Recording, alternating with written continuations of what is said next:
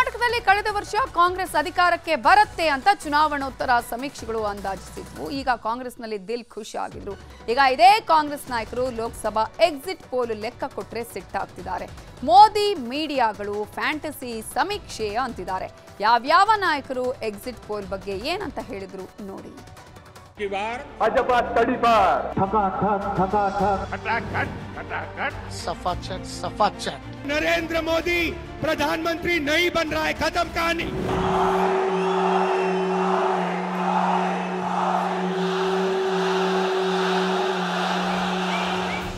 ಲೋಕಸಭೆ ಚುನಾವಣೆಯುದ್ದಕ್ಕೂ ರಾಷ್ಟ್ರೀಯ ನಾಯಕರು ಅಂತ ಕರೆಸಿಕೊಂಡ ನಾಯಕರು ಆರ್ಭಟಿಸಿದ ಪರಿಯಿದು. ಹೇಗೆಲ್ಲ ಬೈದಾಡಿದ್ರು, ಹೇಗೆಲ್ಲ ಆರೋಪಗಳ ಸುರಿಮಳೆ ಸುರಿಸಿದ್ರು, ಹೇಗೆಲ್ಲ ಜನರನ್ನ ಮರಳು ಮಾಡುವ ಪ್ರಯತ್ನ ಮಾಡಿದ್ರು, ಎಲ್ಲವೂ ಜನರ ಮನಸ್ಸಿನಲ್ಲಿ ಅಚ್ಚಳಿಯದೆ ಉಳಿದಿತ್ತು. 7 ಹಂತಗಳ ಮತದಾನದಲ್ಲೂ ಅಳೆದು ತೂಗಿ ಯಾರು ಹಿತವರು ಅಂತ ಆಲೋಚನೆ ಮಾಡಿ ಮತ ಹಾಕಿದ್ರು. ನಿನ್ನೆ ಸಂಜೆವರೆಗೂ 400 ಪಾರ್ ಅಂತಿದ್ದ ಬಿಜೆಪಿಗೆ ಈ ಸಲ ಮೋದಿ ಪ್ರಧಾನಿ ಆಗಲ್ಲ, ಇಂಡಿಯಾ ಕೂಟ ಅಧಿಕಾರಕ್ಕೆ ಬರೋದು ನಿಶ್ಚಿತ ಅಂತಿದ್ದ ಕಾಂಗ್ರೆಸ್ಗೆ ಮತದಾರರು ಉತ್ತರ ಕೊಟ್ಟಿದ್ದಾರೆ. ಮತದಾನದ ಬಳಿಕ ಮತದಾರರ ಲೆಕ್ಕಾಚಾರವನ್ನ ಅಳೆದು ತೂಗಿದ ಮೇಲೆ 16 ಸಮೀಕ್ಷೆಗಳು ಹೊರಬಿದ್ವು. ಇದರಲ್ಲಿ ನಿಮ್ಮ ನ್ಯೂಸ್ 18 ನಡೆಸಿದ ಸಮೀಕ್ಷೆಯೂ ಪ್ರಮುಖವಾಗಿತ್ತು. ಎಲ್ಲ ಸರ್ವೆಗಳಲ್ಲೂ ಮತ್ತೆ ಮೋದಿ 3.0 ಸರ್ಕಾರ ರಚನೆ ಆಗುತ್ತೆ ಅನ್ನೋ ಲೆಕ್ಕ ಇಟ್ಟಿದೆ. ಈಗಾಗಲೇ ನಾವು ನೋಡ್ತಾ ಇದ್ದೀವಿ ನ್ಯೂಸ್ 18 ನ ಎಕ್ಸಿಟ್ ಪೋಲ್ ನಲ್ಲಿ 381 ಪೈಕಿ ಎನ್ಡಿಎ ಈ ಬಾರಿ ಸುಮಾರು 238ರಿಂದ 248 ಸ್ಥಾನಗಳನ್ನ ಗಳಿಸಬಹುದು. ಒಟ್ಟಾರೆಯಾಗಿ 543 ಲೋಕಸಭಾ ಕ್ಷೇತ್ರಗಳ ವ್ಯಾಪ್ತಿಯಲ್ಲಿ 355ರಿಂದ 370 ಸೀಟುಗಳಲ್ಲಿ ಬಿಜೆಪಿ ನೇತೃತ್ವದ ಎನ್ಡಿಎ ಮೈತ್ರಿಕೂಟ ಗೆಲುವನ್ನು ದಾಖಲಿಸಿಕೊಳ್ಳುವಂತಹ ನಿರೀಕ್ಷೆ ಇದೆ. ಎಕ್ಸಿಟ್ ಪೋಲ್ನ ಮತಗಳಿಕೆಯಲ್ಲೂ ಎನ್ಡಿಎಗೆ ಸಿಂಹ ಪಾಲು ಸಿಕ್ಕಿದೆ. ನ್ಯೂಸ್ 18 ನಡೆಸಿದ ಚುನಾವಣೋತ್ತರ ಮಹಾ ಸಮೀಕ್ಷೆ ಪ್ರಕಾರ ಮತ್ತೊಮ್ಮೆ ಮೋದಿ ಸರ್ಕಾರ ರಚನೆ ಆಗುತ್ತೆ ಅನ್ನೋದು ದೃಢ. ಬರೀ ಭಾರತವಷ್ಟೇ ಅಲ್ಲ, ನ್ಯೂಯಾರ್ಕ್ ಟೈಮ್ಸ್ನಿಂದ ಅಲ್ ಜಜೀರಾವರೆಗೂ ಜಾಗತಿಕ ಮಾಧ್ಯಮಗಳು ಎನ್ಡಿಎ ಕೂಟ ಅಧಿಕಾರಕ್ಕೆ ಅಂತಿವೆ.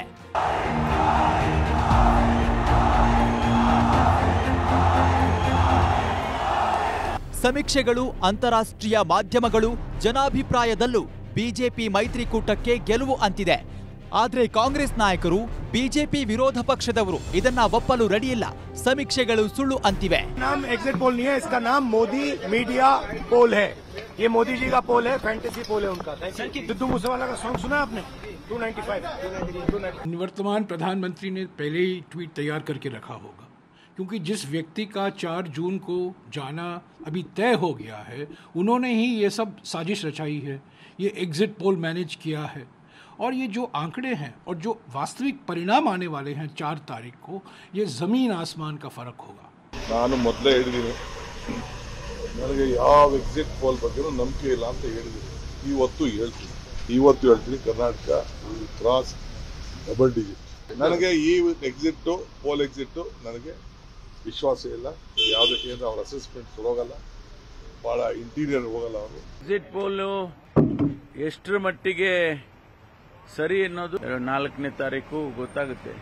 ನಾವು ಅದರಲ್ಲಿ ವಿಶ್ವಾಸ ಇಟ್ಕೊಂಡಿಲ್ಲ. ಈಗಿನ ಅನೇಕ ಸಂದರ್ಭದಲ್ಲಿ ಎಕ್ಸಿಟ್ ಪೋಲ್ಗಳು ಕೂಡ ಸರಿಯಾಗಿರೋದನ್ನು ನೋಡಿದ್ದೇವೆ ನಾವು. ಆದರೆ ಈ ಬಾರಿ ಅವ್ರು ಕೊಟ್ಟಿರ್ತಕ್ಕಂಥ ಎಕ್ಸಿಟ್ ಪೋಲ್ಗಳು ಸತ್ಯಕ್ಕೆ ದೂರವಾಗಿದೆ ಅಂತ ಹೇಳಿ ನನಗನ್ಸುತ್ತೆ. ಹೋದ ಬಾರಿ ನಮ್ಮ ರಾಜ್ಯ ಚುನಾವಣೆಯಲ್ಲಿ ಯಾರೂ ಕೂಡ ನಾವು 100 ದಾಟ್ತೀವಿ ಅಂತ ಅನ್ಕೊಂಡಿರ್ಲಿಲ್ಲ.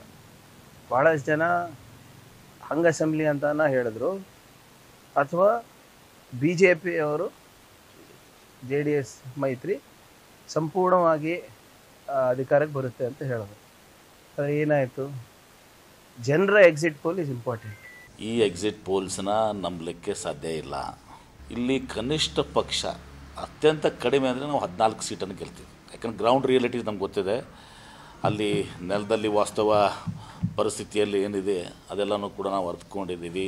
ರಾಹುಲ್ ಗಾಂಧಿ ಸೇರಿದಂತೆ ಇಂಡಿಯಾ ಕೂಟದ ಯಾವ ನಾಯಕರು ಬಿಜೆಪಿಗೆ ಬಹುಮತ ಸಿಗಲ್ಲ, ಬಿಜೆಪಿ ಮೈತ್ರಿಕೂಟ ಅಧಿಕಾರಕ್ಕೆ ಬರಲ್ಲ ಅಂತಿದ್ದಾರೆ. ಎಎಪಿ ನಾಯಕ ಸೋಮನಾಥ್ ಭಾರತಿ ಇನ್ನೂ ಒಂದು ಹೆಜ್ಜೆ ಮುಂದೆ ಹೋಗಿ ಮೋದಿ ಮತ್ತೆ ಪ್ರಧಾನಿಯಾದ್ರೆ ತಲೆ ಬೋಳಿಸ್ಕೊಳ್ತೀನಿ ಅಂತ ಶಪಥನೂ ಮಾಡಿದ್ರು. ಮೋದಿ 3ನೇ ಸಲ ಪ್ರಧಾನಿಯಾದ್ರೆ ನನ್ನ ತಲೆ ಬೋಳಿಸಿಕೊಳ್ಳುತ್ತೇನೆ, ನನ್ನ ಮಾತನ್ನು ಬರೆದಿಟ್ಟುಕೊಳ್ಳಿ. ಎಲ್ಲ ಎಕ್ಸಿಟ್ ಪೋಲ್ಗಳು ಜೂನ್ 4ರಂದು ತಪ್ಪಾಗುತ್ತವೆ ಮತ್ತು ಮೋದಿಜಿ 3ನೇ ಬಾರಿ ಪ್ರಧಾನಿ ಆಗಲ್ಲ. ದೆಹಲಿಯ 7ಕ್ಕೆ 7 ಸ್ಥಾನಗಳಲ್ಲಿ ಇಂಡಿಯಾ ಮೈತ್ರಿಕೂಟದ ಅಭ್ಯರ್ಥಿಗಳೇ ಗೆಲ್ತಾರೆ. ಇಂಡಿಯಾ ಕೂಟದ ನಾಯಕರಿಗೆ ಮತದಾನೋತ್ತರ ಸಮೀಕ್ಷೆಗಳನ್ನ ಒಪ್ಪಲು ಮನಸ್ಸಿಲ್ಲ, ಸತ್ಯವನ್ನ ಒಪ್ಪಿಕೊಳ್ಳೋ ಮನಸ್ಥಿತಿಯೂ ಇಲ್ಲ. ಆದ್ರೆ ಬಿಜೆಪಿ ನಾಯಕರಂತೂ ಹಿರಿ ಹಿಗ್ತಿದ್ದಾರೆ. ಚುನಾವಣೋತ್ತರ ಸಮೀಕ್ಷೆಗಳ ಲೆಕ್ಕ ನೋಡಿ ಪ್ರಧಾನಿ ಮೋದಿ ಅವರಿಂದ ಹಿಡಿದು ಕಮಲ ಕಲಿಗಳೆಲ್ಲ ಖುಷಿಯಲ್ಲಿ ತೇಲಾಡ್ತಿದ್ದಾರೆ. ನಾವು ಹೇಳ್ತಾನೆ ಇದ್ವಿ, ನಾವು ಪ್ರಚಂಡವಾದಂತಹ ಬಹುಮತವನ್ನು ನರೇಂದ್ರ ಮೋದಿಯವರ ನೇತೃತ್ವದಲ್ಲಿ ನಾವು ಗಳಿಸಲಿದ್ದೇವೆ ಅನ್ನುವಂಥ ಮಾತನ್ನು ನಾನು ಹೇಳ್ತಾ ಇದ್ದೆ.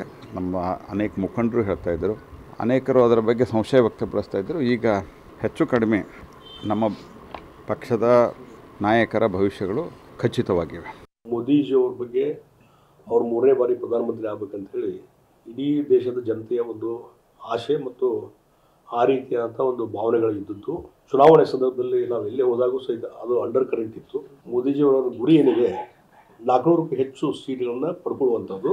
ಇವೆಲ್ಲ ನೋಡಿದಾಗ ನಿನ್ನೆ ಎಕ್ಸಿಟ್ ಪೋಲು ಸಹಿತ ಅದೇ ಆ್ಯಂಗಲ್ ಮೇಲೆ ಎಕ್ಸಿಟ್ ಪೋಲ್ ಬಂದದೆ. ಸರ್ ಎಕ್ಸಿಟ್ ಪೋಲ್ ಬಂದಿದೆ, ಬಿಜೆಪಿ ಮತ್ತೊಮ್ಮೆ ಅಧಿಕಾರ ಬರೋ ಸಾಧ್ಯತೆ ಕಾಣ್ತಾ ಇದೆ ಮತ್ತು ಕರ್ನಾಟಕದಲ್ಲೂ ಕೂಡ ಬಿಜೆಪಿಗೆ ಫೇವರ್ ಕಾಣ್ತಾ ಇದೆ. ಸರ್ 4ನೇ ತಾರೀಕುವರೆಗೂ ವೆಯ್ಟ್ ಮಾಡೋಣಪ್ಪ. ಎಲ್ಲ ಎಕ್ಸಿಟ್ ಪೋಲಲ್ಲೂ NDA ಬಹಳ ದೊಡ್ಡ ಬಹುಮತವನ್ನು ಪಡೆಯುತ್ತೆ ಅನ್ನೋಂಥ ಒಂದು ವರದಿ ಈಗಾಗಲೇ ಪ್ರಸಾರ ಆಗಿರುವಂಥದ್ದಿದೆ. ಕಳೆದ ಬಾರಿಗಿಂತ ಹೆಚ್ಚಿನ ಸಂಖ್ಯೆ ಭಾರತೀಯ ಜನತಾ ಪಾರ್ಟಿ ಪಡೆಯುವಂಥದ್ದಾಗುತ್ತೆ. ಪ್ರಾಬಬ್ಲಿ ಹಿಸ್ಟ್ರಿ ನಿರ್ಮಾಣ ಆಗ್ತಿದೆ. ಭಾರತಕ್ಕೆ ಒಂದು ದೊಡ್ಡ ಶಕ್ತಿ 3ನೇ ಬಾರಿಗೆ ಅವರಾಗ್ತಿರುವಂಥದ್ದು ಮತ್ತು ಇಡೀ ವಿಶ್ವಕ್ಕೆ ಒಂದು ಒಳ್ಳೆಯ ಸಂದೇಶವನ್ನು ಕೊಡುವಂಥದ್ದಾಗಿದೆ. ನಮ್ಮ ದೇಶದ ಹೆಮ್ಮೆಯ ಪ್ರಧಾನಮಂತ್ರಿ, ನಮ್ಮ ದೇಶದಲ್ಲಿ ನರೇಂದ್ರ ಮೋದಿಜಿಯವರನ್ನ ಮತ್ತೊಮ್ಮೆ ಪ್ರಧಾನಮಂತ್ರಿಯನ್ನಾಗಿ ಮಾಡಬೇಕು ಅಂತ ಹೇಳಿ ಹೆಚ್ಚು ಕಡಿಮೆ ದೇಶದ ಜನ ಯಾವುದೇ ಸಂಶಯಗಳಿಲ್ಲದೇನೆ ಸ್ಪಷ್ಟವಾಗಿರ್ತಕ್ಕಂಥ ಪೂರ್ಣವಾಗಿರ್ತಕ್ಕಂಥ ಫಲಿತಾಂಶವನ್ನ ಜನ ಪುರಸ್ಕಾರ ಮಾಡಿದ್ದಾರೆ, ನೀಡಿದ್ದಾರೆ.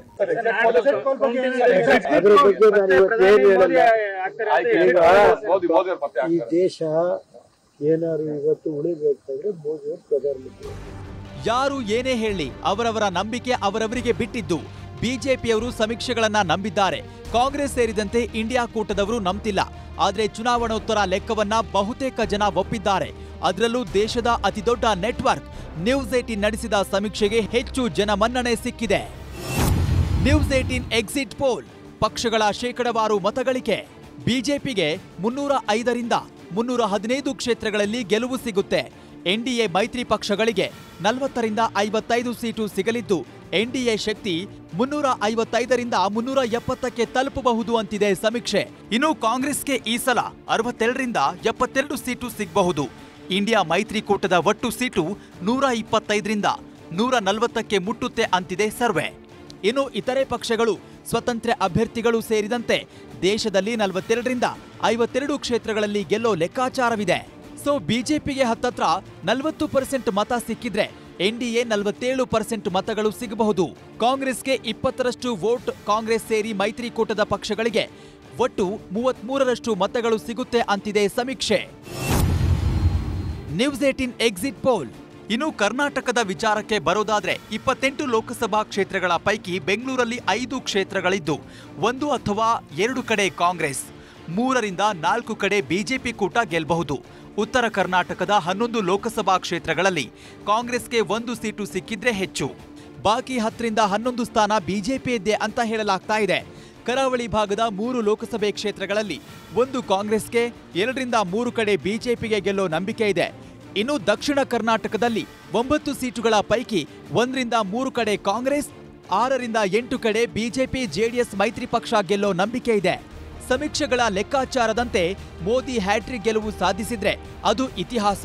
ಇಂದಿರಾ ಗಾಂಧಿ ಒಂದ್ಸಲ 11 ವರ್ಷ, ಇನ್ನೊಂದು ಸಲ 4 ವರ್ಷ 291 ದಿನ ಪ್ರಧಾನಿಯಾಗಿದ್ರು. ಈಗ ಮೋದಿ ಅಧಿಕಾರಕ್ಕೆ ಬಂದಿದ್ದೇ ಆದ್ರೆ ದಾಖಲೆ ನಿರ್ಮಾಣ ಖಚಿತ. Bureau report, News18 Kannada.